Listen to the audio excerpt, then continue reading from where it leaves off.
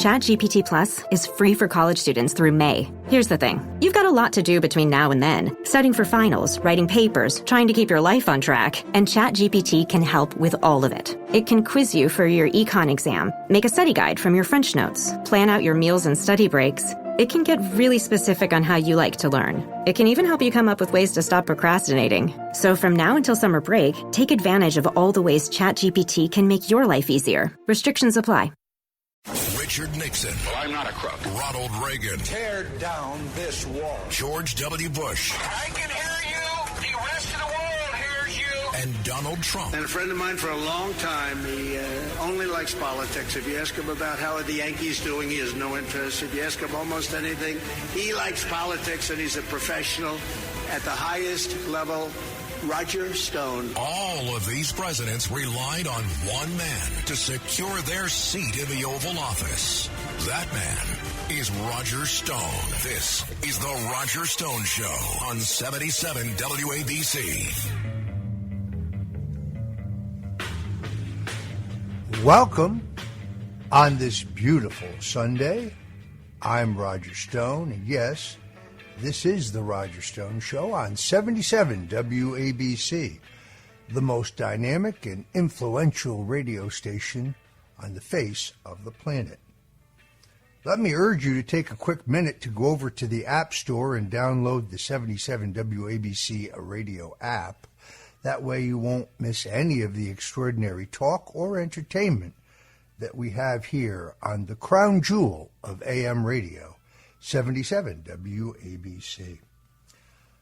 I was born in Norwalk, Connecticut, baptized in St. Mary's Church in Norwalk, had my first Holy Communion and confirmation at St. Aloysius in New Canaan, Connecticut, all here within the WABC listening area.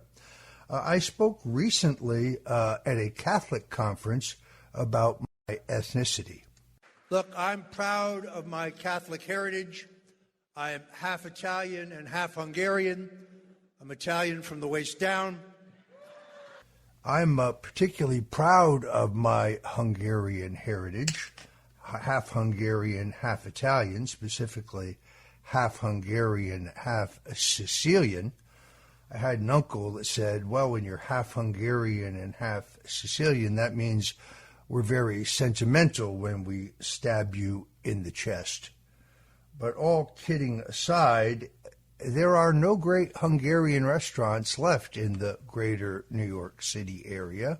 In fact, there are no great Hungarian restaurants anywhere in the United States.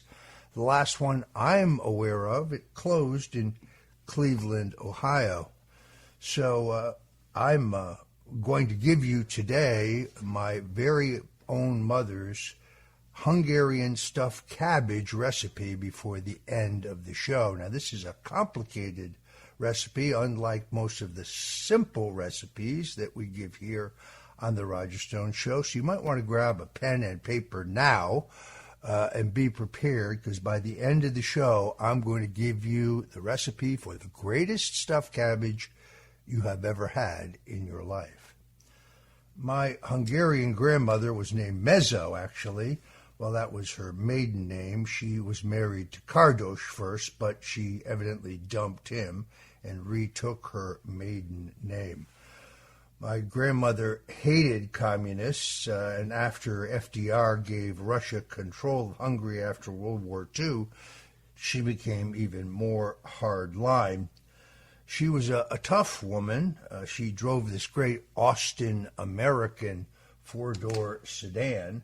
I remember very distinctly that she was still driving in her 90s, and she would have accidents, but rather than go ahead and declare it on insurance, she would just pay anyone she injured.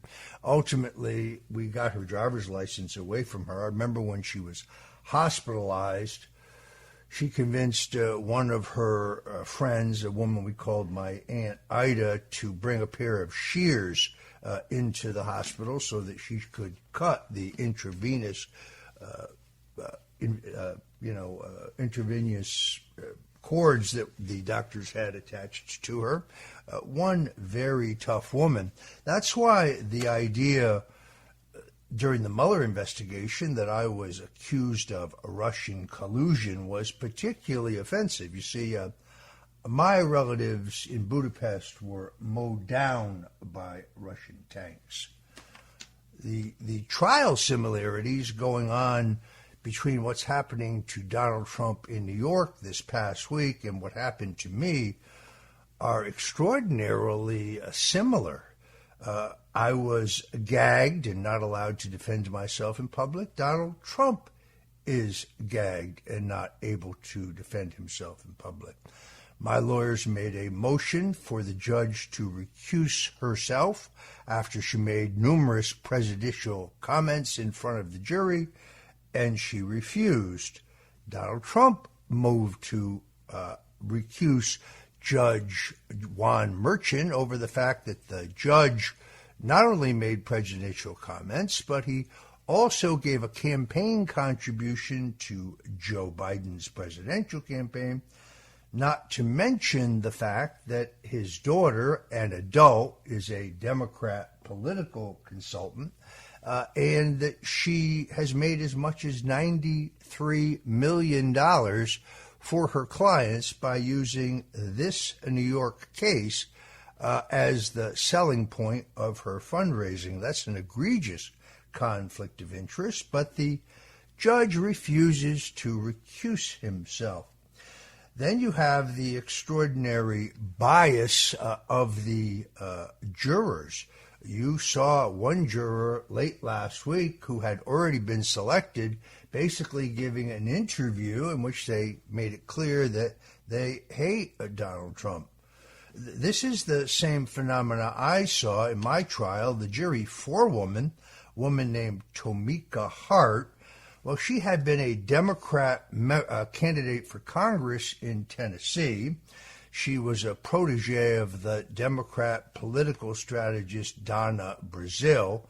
Prominent picture of she and Brazile on her Facebook, but of course we didn't know that at the time because she had her Facebook on a private setting.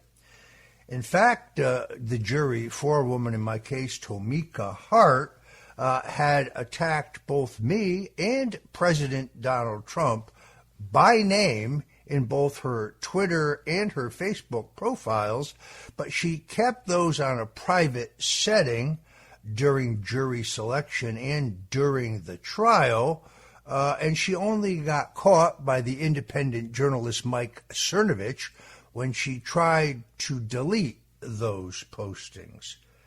Very similar to the fact that Donald Trump now has jurors who have posted anti-Trump stuff on social media.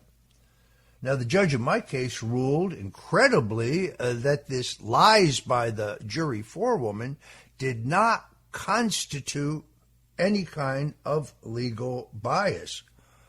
In fact, Tomika Hart, the jury forewoman, only became a public issue when she sought to defend the prosecutors in my case who issued a sentencing guideline memo urging that I get 7 to 9 years because they said I had been convicted of being involved in foreign interference in our elections, which of course I was neither charged nor convicted of.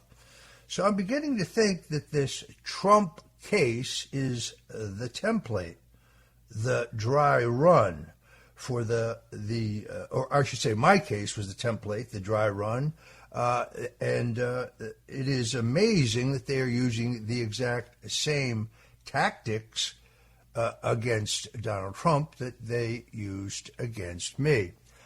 I don't believe that a jury can be selected in Manhattan in which Trump will get a fair trial. On the other hand, this case has no underlying crime. Even if Donald Trump was guilty of those things he is accused of, and there's very substantial doubt about that, this would be at best a business records case, a civil case. But Alvin Bragg, contrary to the conclusions of the U.S. Attorney in the Southern District of New York, contrary to the Federal Election Commission inquiry. Alvin Bragg has decided to bring a case and bump it up to a criminal case, calling this quote-unquote crime a felony. It's also interesting the way that the judge in my case ruled out certain defenses. So, for example, I was not allowed to prove with forensic evidence or with expert testimony that there never was any online hack of the Republican National Committee. And therefore it would have been impossible for me to have received hacked material and passed it on to anyone save the Trump campaign. By the way, the government never produced any evidence that I had done anything of the kind. In fact, on November 3rd, 2020, only by court order, the Department of Justice was forced to release at midnight, strange time to put out a press release, a statement that included all of the unredacted sections of Mr. Mueller's report, in which even he could not sugarcoat the fact that he had found no evidence of Russian collusion, WikiLeaks collaboration, or any other crime. Now the prosecutors in Donald Trump's case and the judge have limited the material that he can issue or have admitted at court in his own defense. So, for example, the conclusions by the U.S. Attorney in the Southern District of New York and the conclusions of the FEC, the Federal Election Commission, both of whom investigated this matter, cannot be submitted as evidence in the case. Pretty amazing. My lawyer, Tyler Nixon, joins us today on the Roger Stone Show to talk about the strange similarities in the Soviet-style show trial that we see going on in New York and the dry run they had, the template, in my case. Amazing similarities. O.J. Simpson died last week. O.J. Simpson had some very unkind things to say about me. Listen to this. Let me say this. I got raided by the FBI in Miami. 30-something FBI agents, 5 o'clock in the morning. I had more than dogs. I had kids there.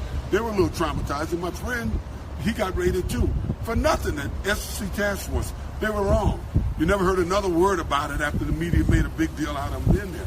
So the FBI can be wrong, But to try to compare it to El Chapo and Bin Laden, hey, man, Bin Laden was carried out in a bag, not walked out in handcuffs. So, man up. Stop crying. All right. Nonetheless, I pray not only for O.J. Simpson, but more so for the people that I absolutely believe he murdered.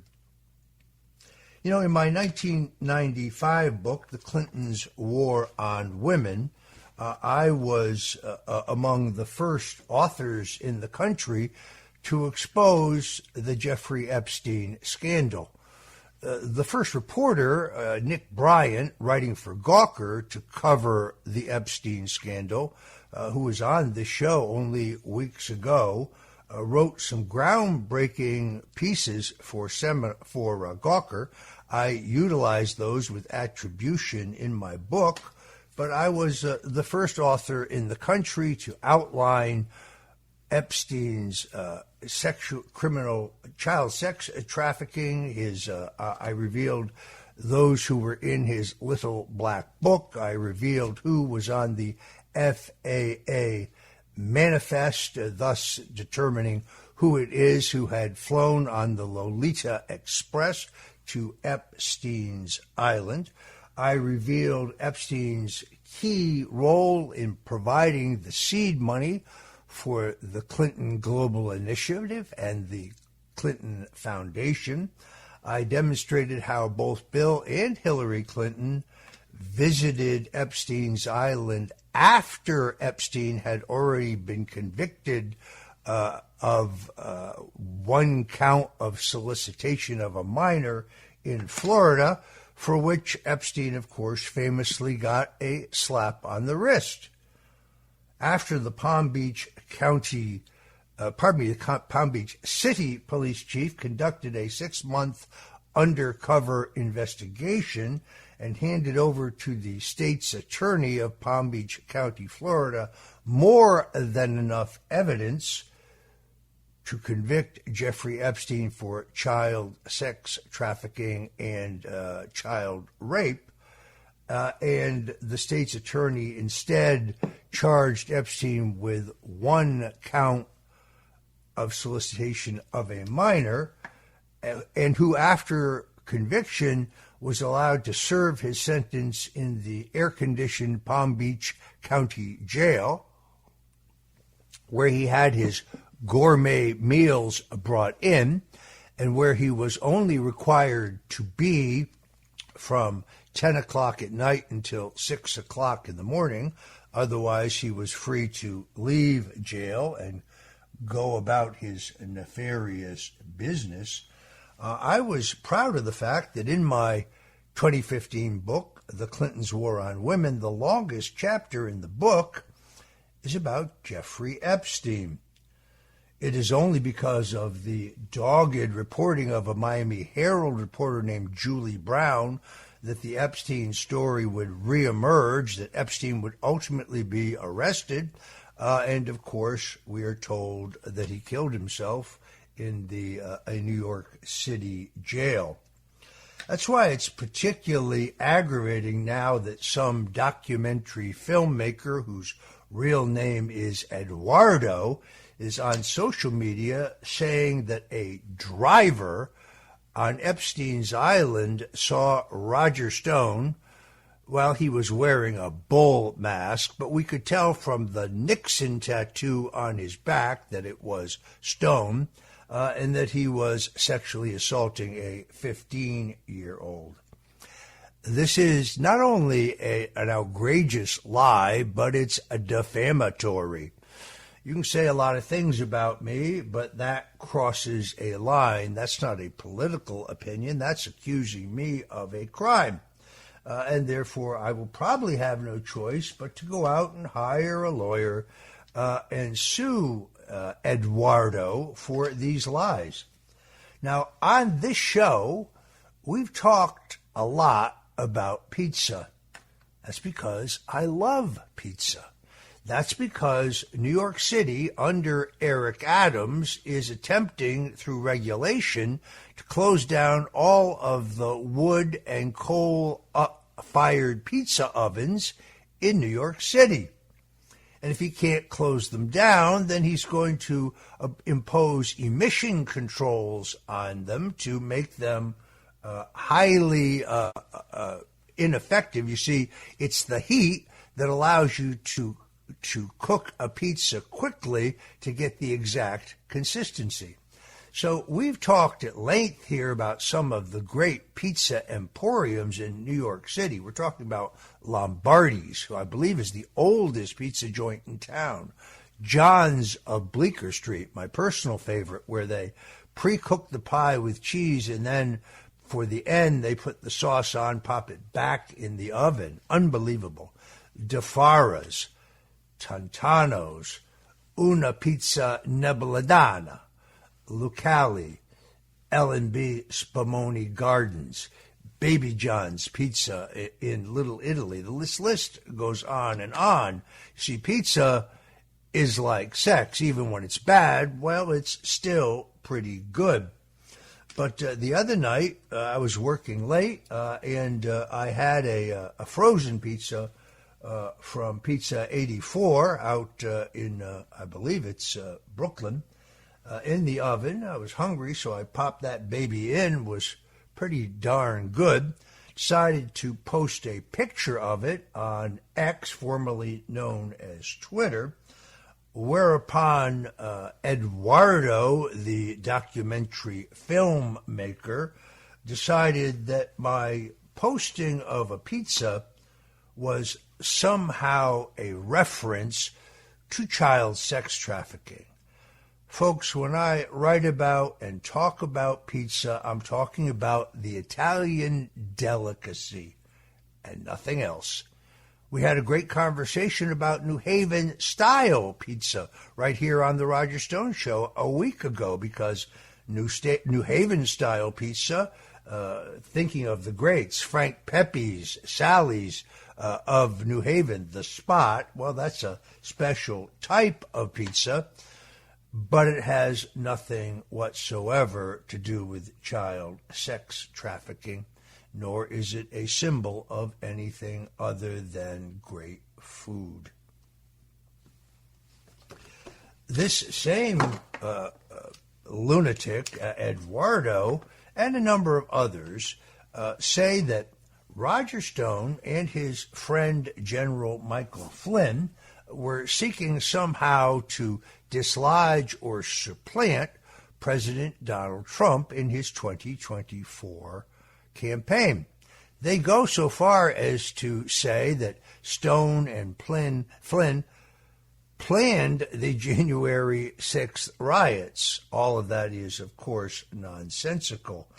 I did tell General Flynn that if for some reason Donald Trump was unable to run for president legally, or he decided not to run for president, then I thought General Flynn was potentially a stronger candidate than, say, Nikki Haley or Ron DeSantis or any of the other would-bes who ran. See, that's called a contingency plan. That's called Plan B.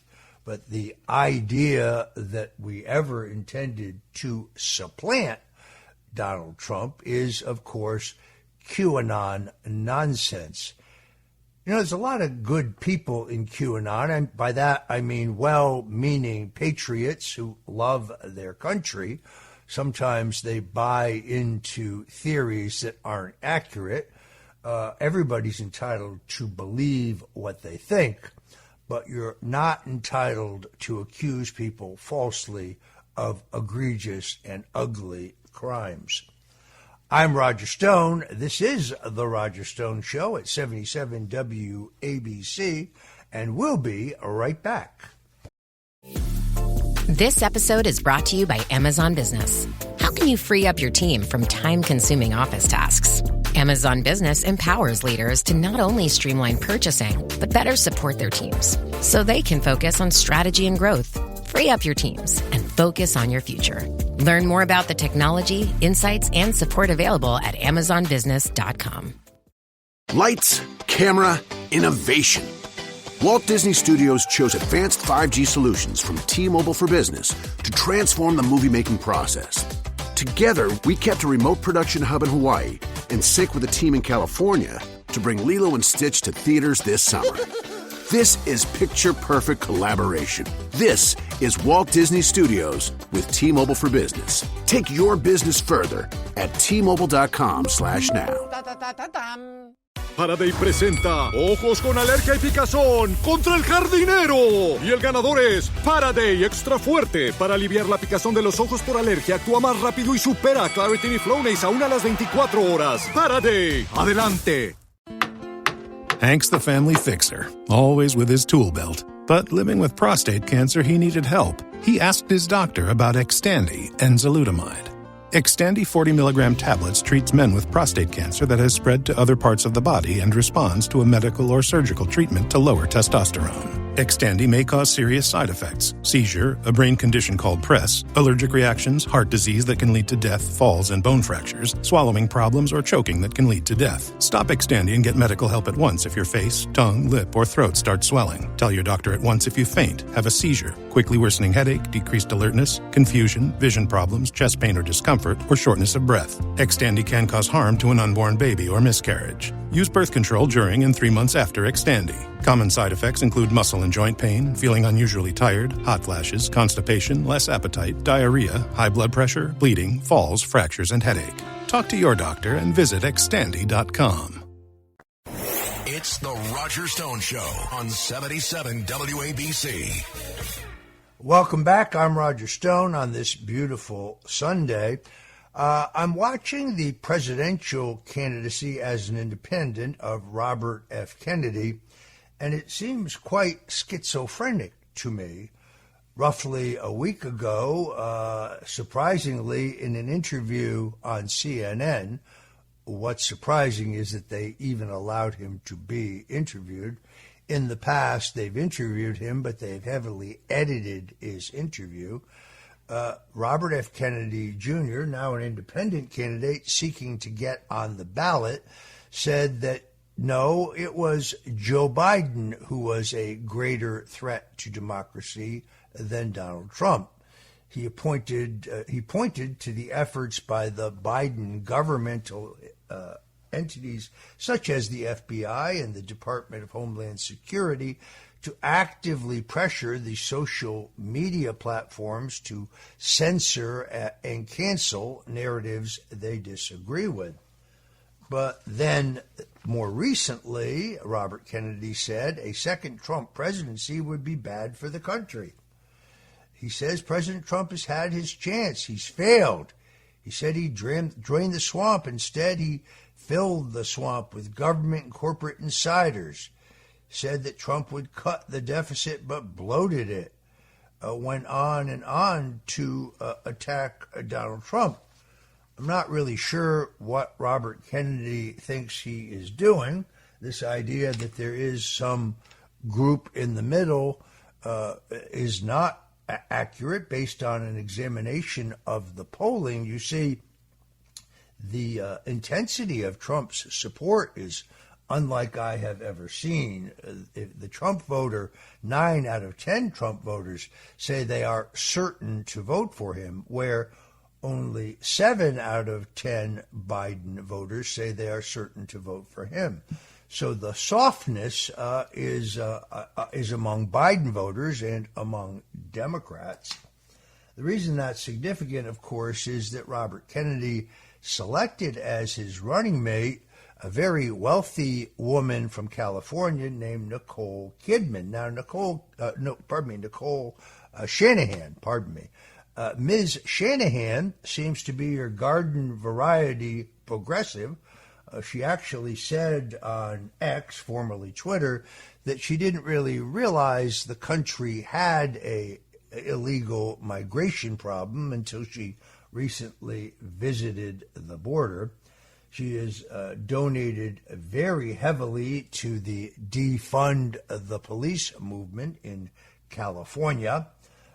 She admits that she is vaccinated and triple boosted, which seems to be totally contrary to the signature issue of Robert Kennedy, who is a critic of the safety and effectiveness of the COVID-19 vaccination. So it appears to me that the reason that Robert Kennedy selected Nicole Shanahan as his running mate was the money. You see, Ms. Shanahan was once married to Sergey Brin, who was the founder of Google, and who, after their divorce, laid billions of dollars on the former Mrs. Brin. This tells me that Robert Kennedy's efforts to get on the ballot are not going very well. You see, the only way you can do that, remembering that the process by which independents get on the ballot is written by Republicans and Democrats together in the 50 states, it's extraordinarily arcane, difficult, and labor-intensive, as well as legally complicated, and the time will come when your volunteers no longer want to collect signatures and you have to pay petition circulators. So Robert Kennedy announced this week that he had ended any conversations with the Libertarian Party, won't be using them to get on the ballot. Had he pursued either the Green or the Libertarian Party nomination, I think he almost immediately would have been on the ballot in 30 states. So the onboarding of Nicole Shanahan shows me that, well, Robert Kennedy, a man who talks constantly about special interests and not selling out, looks to me like he sold out for the money. Again, the trial by Alvin Bragg will continue this coming week. Today on The Roger Stone Show, criminal defense attorney Jesse Bunnell will join us to break that down. And then last week, you may remember right here on The Roger Stone Show, criminal defense lawyer and Trump impeachment lawyer David Schoen said that he thought it was imperative that the Trump defense call former federal prosecutor and respected criminal defense lawyer Robert Costello to testify. That's because Mr. Costello previously represented Michael Cohen, and that Cohen revealed to him, both verbally and in a number of emails, that he had no damaging material regarding Donald Trump, and that Donald Trump was not involved in the hush money payments to Stormy Daniels. There's a lot of controversy about this because Mr. Costello told the New York Post late last week that he was more than willing to testify. The privilege had been waived, but Costello said he hadn't heard from the Trump lawyers. Then by Friday, The Hill reported that indeed Costello was on their list as a potential witness, probably a rebuttal witness. Very, very good news.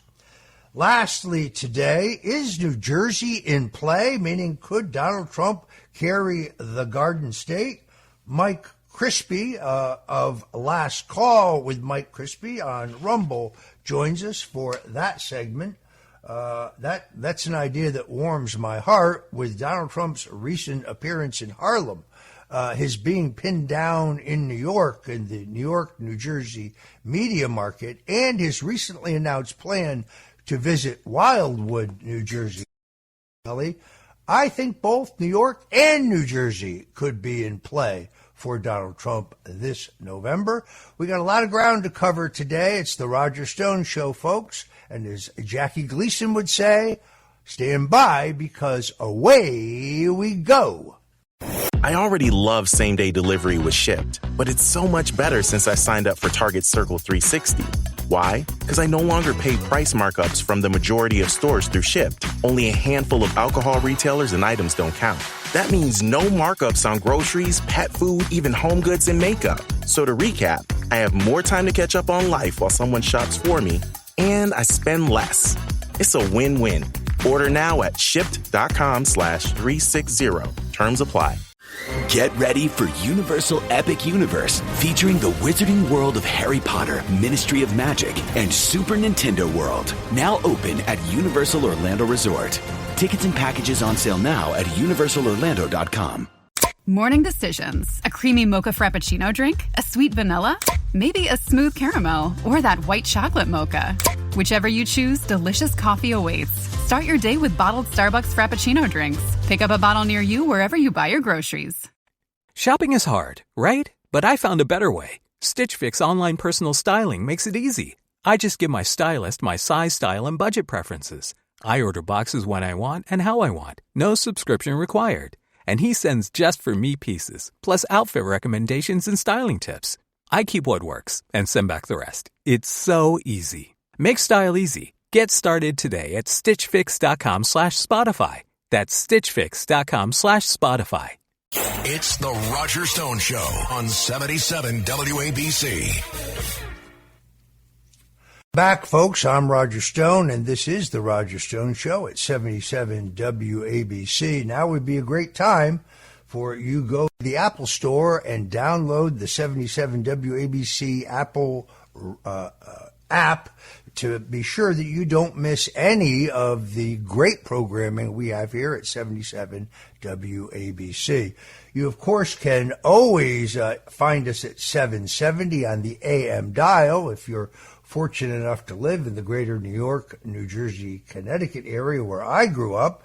But if not, you can always hear us at WABCRadio.com. That's WABCRadio.com because we are live streaming around the world in 173 countries, including the United States. So there's no excuse for missing our show every Sunday from 4 o'clock to 6 o'clock, where we talk news, politics, history, style, fashion, culture, and more. Joining us now is one of my attorneys who worked on my case when I was framed by special counsel Robert Mueller, accused in the media of being involved in Russian collusion or WikiLeaks collaboration or coordinating the timing of the drop of the WikiLeaks disclosures, none of which, of course, the government was ever able to prove any evidence of. But joining me now is one of my lawyers in that case, also a good friend, and that rare lawyer who has both legal knowledge but a political understanding. Tyler Nixon joins us today on The Roger Stone Show. Tyler, welcome to the show. Roger, it's an honor to be with you, and of course, I appreciate your kind words, and I feel like with these Trump cases, it's, as you mentioned earlier, deja vu all over again, really. Your case was the template, the prototype, and it's amazing how in just the 4 interim years, how they've so developed further these lawfare tactics. Yeah, you almost don't know where to start. I guess the most egregious thing is the gag order. So let me get this straight. Michael Cohen or Stormy Daniels, they can go out now and say anything they want in any public forum, and there's no worry about how that might taint the jury pool. But Donald Trump, oh no, he's gagged. He can't comment. Well, what's more shocking is what really frankly perturbed me in your case with your equally unconstitutional and your case overly broad to the point of lasting past the trial is the fact that there's this presumption, I guess, this totally wrong-headed presumption on the parts of obviously judges, these leftist judges, as well as the prosecutors, that the gag order or the pretrial publicity or trial publicity prohibition somehow are to benefit the government and somehow to be the benefit of the state, when it's exactly the opposite. Any types of restrictions like that are purely for the rights of the defendant, in order for the defendant to have a fair trial. The state has no rights. The government has no rights. They have authority, they have obligations, they have duties, but they don't have rights, in other words, to a fair trial. That's not what's guaranteed in the Constitution. It's total perversion for them to actually use a gag order just generally, but also for the fact of what we saw in your case and what we see, I think, in President Trump's case, which is to cover up the corruption of the prosecutors and the conflicts of interest and the partisan undercurrent beneath all of it. And it's disgusting, particularly with this judge, because he directly gagged President Trump to discuss his daughter and members, family members, as though she's some like little toddler or something, when she's a high-powered, high-paid Democrat operative with a direct interest in the outcome of the case. And this is clearly these are disgusting violations of a criminal defendant's rights, as was done to you in Washington, D.C., based on garbage, too. I mean, I might add that the interpretation of you're simply posting a graphic that had the judge from another website and criticizing the judge, which is your right, absolute sacrosanct right to criticize the government at any point of your prosecution or involvement, or whether you're prosecuted or not, but took this graphic and blew it up into, you'd think you had threatened the life of a federal judge. I mean, it was total disingenuous insanity. And in the case of President Trump, I mean, it's just generally he speaks about the case, and anybody outside of it's a level of thin-skinned. It's too extreme to be just thin-skinned. The fact is, they want to cover up corruption. They did it in your case. They're trying to do it in his case. The only thing I can say is that, thank God, your case came while President Trump was still in office and concluded before he left, because you'd be rotting in a prison right now, I have no doubt, had it lasted past the time of his opportunity to pardon you. And thank God he did. Despite the fact that Mueller himself was forced to admit in his final long-hidden, long-redacted report that he hadn't actually found any Russian collusion, no WikiLeaks collaboration, or, by his admission, any other crime. So then what was my motive to dissemble before the House Intelligence Committee in my voluntary testimony? I had none. So, yeah, did I make statements? Yeah, I did. They were entirely immaterial. They hid no underlying crime, certainly not Russian collusion or any coordination with WikiLeaks. My favorite part of the special counsel's report, however, was the conclusion that literally nothing claimed by right-wing gadfly Jerry Corsi could ever actually be corroborated. That didn't get covered by anyone, of course. As you know, Tyler, Trump has moved that Judge Merchan recuse himself. My lawyers also moved the judge recuse herself in my case.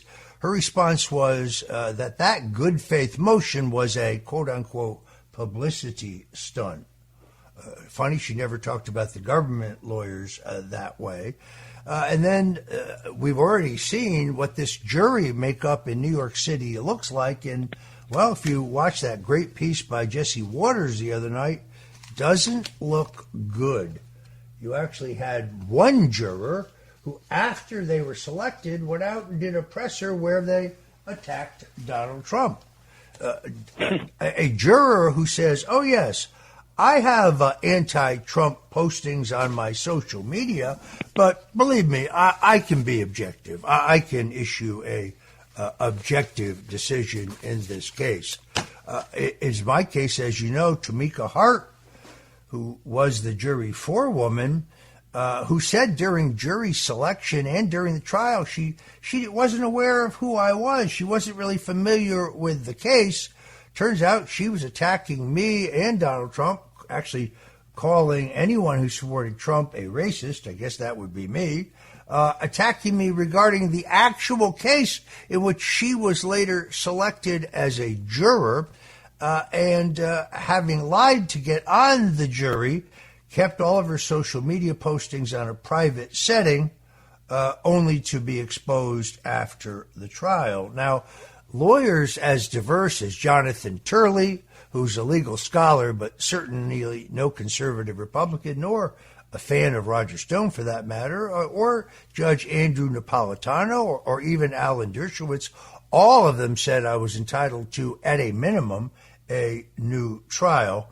But the judge ruled that the actions of Tamika Hart, who should have been prosecuted herself for lying to get on the stand, well, that wasn't evidence of any bias. Yeah, she should have been disbarred as well. She's an attorney. She knows better, and she knows what she should have done, and she did the exact opposite in violation of law. She basically perjured herself and violated her attorney ethics as well, which don't simply extend. When you're an attorney and you act in any capacity concerning the law, even as just a plaintiff or a litigant, you still have the higher obligations of the legal ethics to observe, and she did not do that.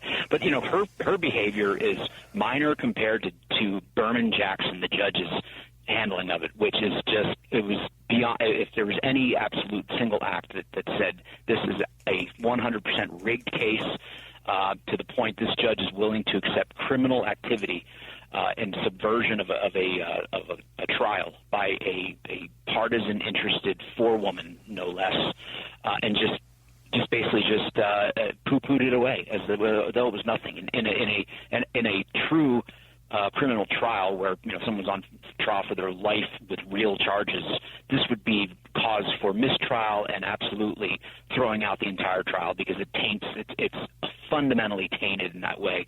And what we see in New York with these jurors, I mean, they had a juror yesterday who was removed after being sworn in, no less, because it was unearthed finally, or certainly with no help of the court or the prosecution, that this person had been arrested for tearing up right-wing or right-leaning whatever political signs, and had also been involved in corruption and prosecuted for that as well. So this is like this process is so rough and tumble, as we saw with your jury. You're never gonna. I mean, if these people are willing to lie, and without the diligence of the defense being able to on the fly investigate these people sufficiently, and with a hostile judge, frankly, who's willing to, as Amy Berman Jackson did in your case, willing to let anything slide, really. All you have to do is say, oh, I can be impartial, of course. Because, no partisan would lie. No leftist would lie, and certainly wouldn't want to be on the any sort of jury that convicts Donald Trump, right? No, they wouldn't revel in that. So I mean, it all comes down to the judge. I mean, we can talk about the juries involved, and we can talk about even the prosecution, but really, if the judge is corrupt, the whole thing is completely. It taints it all in every respect, no matter what you try to do. The other commonality I have noticed is Judge Merchan wants to limit those defenses that Donald Trump and his lawyers are able to put forward.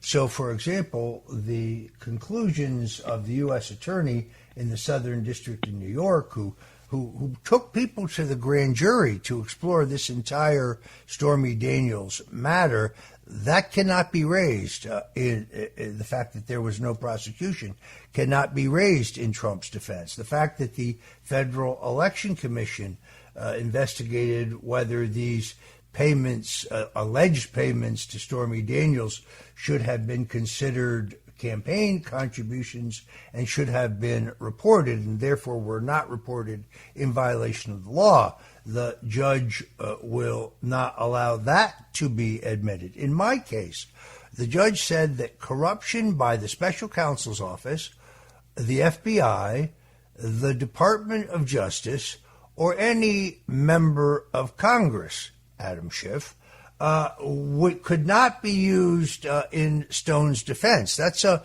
violation of the U.S. Supreme Court decision Kiles v. Whitley, which holds that the integrity of an investigation or an indictment is always grounds for defense.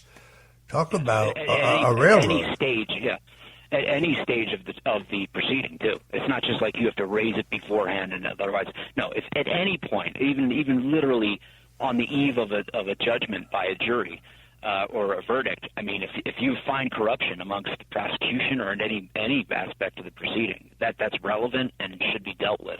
But you're right, that's exactly Berman Jackson issued a blanket order essentially precluding you from even raising any whiff of the incredibly extensive political and partisan ties of all the people involved in the prosecution.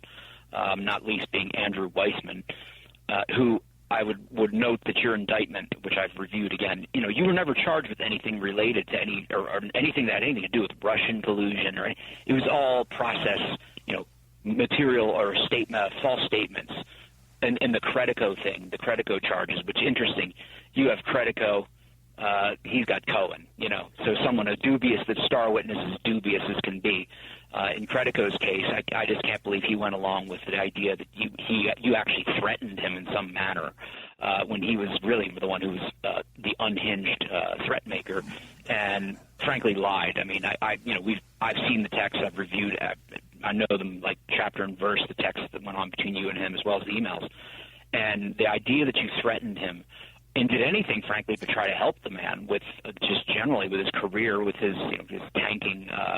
Whatever if you could call it a career, but I mean, you're probably the only one who got the man work in years, over a period of years, and you get repaid by his clamming up, not wanting to be associated somehow with Donald Trump or Roger Stone, and essentially, I don't know if he went as far as Corsi in terms of lying, in my opinion, but Credico was a real disappointment as a human being, generally. Well, to be absolutely clear, everything I knew about Julian Assange's release of materials regarding the DNC and Hillary Clinton, I read online, with the one exception that Randy Credico, a sometime New York talk show host, told me that they would come in October and that they would be devastating. And when I asked him how he knew this, he said, and I quote, and we have this in a text message, "I know a woman lawyer who works for Assange.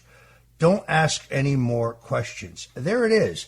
That, by the way, was submitted to the special counsel's office the day before I was arrested. It proves that Credico's source was a woman lawyer. Said woman lawyer was on the stand, as was Credico. In my trial, they both denied that, but there it was in black and white. By the way, I never knew what it was that was going to be released. I only knew from him that it was coming in October, and according to him, it would be devastating. The prosecutors tried to act like this was a big secret of some kind. Yeah, except that Julian Assange had posted as much himself since May of that year, all over the place. I mean, all you had to do was read his feed or the WikiLeaks feed to know exactly what was coming.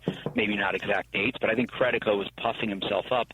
And the fact that it was, Credico was used as a witness. I mean, it was just shocking to me that there was just nothing to the case whatsoever. Your case, it was just a total concoction. Even the indictment is incoherent if you don't isolate the facts. You put everything in context. And looking at President Trump's case, I mean, they've got this idea that President Trump somehow has to, he has to disprove their case. I mean, they have a high hurdle to meet in terms of the elements. They have to prove every element of the fraud offense, much less haven't really specified what crime he was trying to perpetrate, because, NDAs with mistresses or anybody, they can call it hush money all they want, but they're illegal transactions and are ubiquitous. They're used all over the place, whether it be involving that or trade secrets. But the elements that they have to prove are, 1, a material misrepresentation or omission of fact; 2, made by defendant with knowledge of its falsity; 3, the intent to defraud; and then 4, reasonable reliance on the part of the plaintiff and resulting damage to the plaintiff. Well, this is the, quote, people of New York, who have been offended by this clerical error and blown up into 34 felony counts. And it's absurd. How can they can't even possibly meet the last 2 elements, which is, again, reasonable reliance on the part of the plaintiff. The plaintiff being what? The people of New York, or somehow there's some moral compunction here, and the resulting damage to the plaintiff. What damage? To their moral sense because Donald Trump, had a mistress or whatever, had an affair? It's such a pile of garbage. It's sickening that they have these people who purport to be vicars of justice pursuing it, and particularly this Colangelo mercenary. I mean, these are the people who need to be wholesale purged, not just from the DOJ, but from the entire system when Donald Trump is reelected in November. All right, folks, if you're just tuning in, we're talking to Tyler Nixon, attorney at law who ably worked on my case in my defense, and we'll be right back after this commercial message. Fellas, you know Degree Cool Rush deodorant, right? Well, last year they changed the formula, and guys were mad about it. One dude even started a petition. So guess what? Degree heard us, admitted they messed up, and brought the original Cool Rush scent back exactly how it was. And it's in Walmart, Target, and other stores now for under $4. So grab some and remember why its cool, crisp, and fresh scent made it the #1 men's antiperspirant for the last decade. Degree Cool Rush is back, and it smells like victory for all of us. This episode is brought to you by Factor. Optimize your nutrition this year with Factor, America's #1 ready-to-eat meal service. Factor's fresh, never-frozen meals are dietitian approved, ready to eat in just 2 minutes. Choose from 40 weekly options across 8 dietary preferences like Calorie Smart, Protein Plus, and Keto. Eat smarter at factormeals.com/listen50 and use code listen50 for 50% off, plus free shipping on your first box. Factormeals.com/listen50. Code listen50. Terms and conditions apply. This episode is brought to you by Progressive Insurance. Do you ever find yourself playing the budgeting game? Well, with the Name Your Price tool from Progressive, you can find options that fit your budget and potentially lower your bills. Try it at Progressive.com. Progressive Casualty Insurance Company and Affiliates. Price and coverage match limited by state law. Not available in all states. Mic check. 1, 2. Are we recording? Hi, I'm Michelle Bernstein, an award-winning chef, restaurateur, and mom. I have a lot on my plate, including my psoriatic arthritis symptoms. That's why I was prescribed Cosentyx. It helps me move better. Cosentyx secukinumab is prescribed for people 2 years of age and older with active psoriatic arthritis. Don't use if you're allergic to Cosentyx. Before starting, get checked for tuberculosis. An increased risk of infections and lowered ability to fight them may occur, like tuberculosis or other serious bacterial, fungal, or viral infections. Some were fatal. Tell your doctor if you have an infection or symptoms like fevers, sweats, chills, muscle aches, or cough, had a vaccine or plan to, or if inflammatory bowel disease symptoms develop or worsen. Serious allergic reactions and severe eczema-like skin reactions may occur. Learn more at 1-844-COSENTYX or Cosentix.com. Ask your rheumatologist about Cosentix. It's the Roger Stone Show on 77 WABC. Welcome back, folks. This is the Roger Stone Show at 77 WABC, the crown jewel of talk radio. And we're talking to Tyler Nixon, attorney at law, also a shrewd political observer, and a longtime friend, in full disclosure, but who was with me of every minute of my horrific trial in Washington, D.C., in which I was framed by special counsel Robert Mueller, or more specifically by his minion Andrew Weissman. In essence, really, not because I did anything wrong, but to pressure me into bearing false witness against Donald Trump. See, after they spent $30 million with unlimited legal authority, unlimited manpower, and an unlimited budget, they could find no evidence of Russian collusion with the Trump campaign, so they sought to invent it. I refuse to be the ham in their ham sandwich.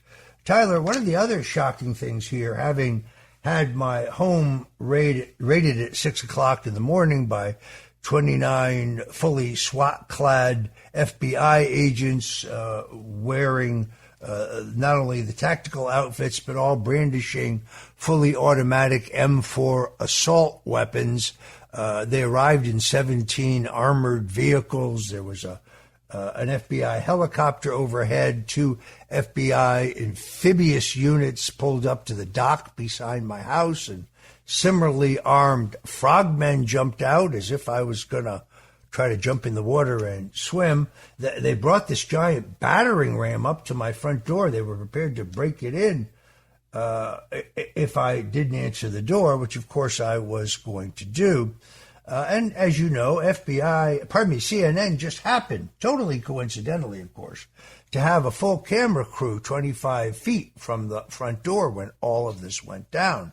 Now compare that to the raid on Donald Trump's home in Mar-a-Lago. Let's think about this for a moment. A raid on the home of a former president of the United States.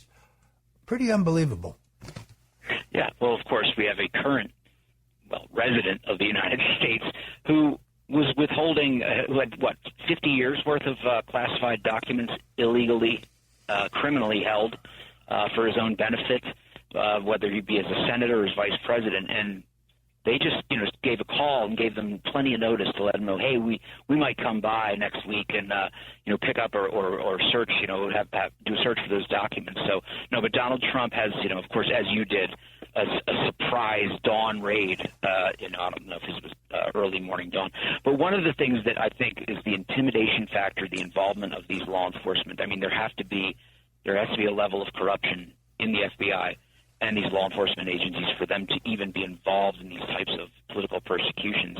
And one of the things was, we noted when they go through someone's house, they don't respect you as though you're who you are. You are completely. When they raided you, a veteran of American politics for decades, worked for presidents. You were a known person. They knew everything they wanted to know. You never had so much as a jaywalking conviction in your life. And yet they come in, literally, I think, in their minds, they say to themselves, on the off chance that maybe he pulls a gun or something, thinking, not knowing what's going on, and then they get the chance to just basically liquidate you, which is a sick thing to think. But you know what? That's the only other result. That's the risk. There's no risk to them. They knew there was no risk to them, but they did it nonetheless. And because of the nature of it, being an armed raid and essentially ransacking through your personal possessions, things disappearing as you can I'm sure chronicle, just as we heard reports of them rifling through Melania Trump's lingerie, I guess, whatever, her personal, very, very personal clothes drawers and all. I mean, in a disgusting just abuse that's meant to leave a message, essentially, like, we can get into your most intimate of spaces. And and then as we saw with the President Trump, laying out all this stuff like on the floor as though it's some sort of evidentiary exhibit right on the spot there. But I know that you had items that were all destroyed, if not disappeared, and you never got them back. So it's not as though I just think the abuse is any American who values their homestead and their private space of their home can relate to or should be able to understand what a disgusting abuse this all is. Yeah, after I was taken to the FBI center in Miramar, Florida, to be fingerprinted and photographed, and then taken to the federal courthouse back in Fort Lauderdale, where I entered a not guilty plea, I insisted they put the shackles on my feet because I knew those photographs would be great for legal defense fundraising. They spent 13 hours in my home tearing through every square inch of it, basically taking out the drawers, dumping them on the floor, taking out every book in the bookcases. That's a lot of book, slipping through them to make sure nothing was hidden inside of them, throwing them on the floor. If a picture was hanging on the wall, they would cut out the back of the picture with like a box cutter to make sure I wasn't hiding something inside the picture. This, by the way, happened not only just in my home, while my wife was ordered to sit in the corner and not say or touch anything, including her cell phone, but it also happened at my studio, from which I broadcast the Roger Stone Show at 77 WABC today. The cords on my professional microphones were cut. The mainframe computer that I owned and did most of my work in was taken, and when it was returned by the FBI, somebody had taken a sledgehammer to it. So the hard drive no longer worked. It's a travesty of justice. We didn't even get into a chance to get into the illegal antics of Adam Schiff and his colleagues in the House. So, Tyler, I'm going to try to get you back in next Sunday because these tactics that are being used against Donald Trump, not only are they, as you say, the template of my trial was the dry run for what we see, but the egregious abuses by Schiff and others really does need to be laid out for the American people. I'm sorry we are out of time, but Tyler Nixon, tell people where on X, Twitter, they can follow you. That's easy. It's just real Tyler Nixon.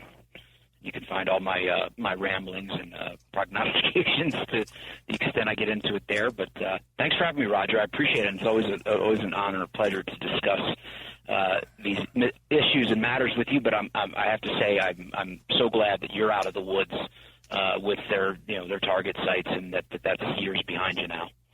All right, folks, Tyler Nixon, not to be confused with male gay porno actor Tyler Nixon. That's a completely and totally different guy. So when you go on social media, make sure you get the right Tyler Nixon, attorney at law, longtime pro-freedom activist, and literally one of the smartest guys I know. Tyler, thanks for joining us on The Roger Stone Show. Thank you, Roger. You're very kind. Appreciate it.